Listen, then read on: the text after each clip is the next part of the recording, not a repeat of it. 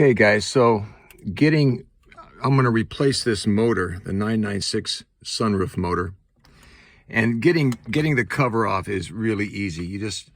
You pop out these two eyeballs, these two plastic covers here and here, and underneath you'll find two screws, one there and one right there. You remove those and this just pops down like this, okay?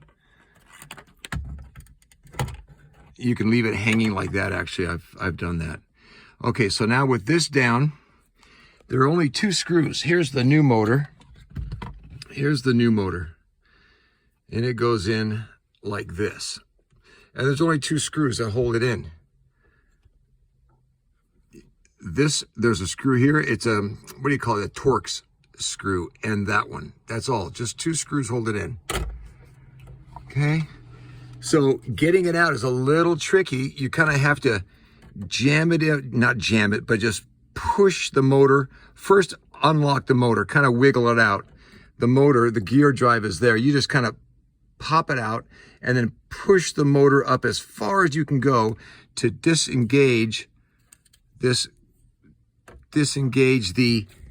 right there, the whole electronic housing that goes into this. Okay, so now once that's done, I have a feeling this should just come out. It should just,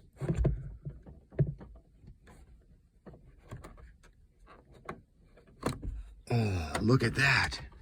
And there it is. So I'm guessing that rubber gets put back on the new one and we put it all back together.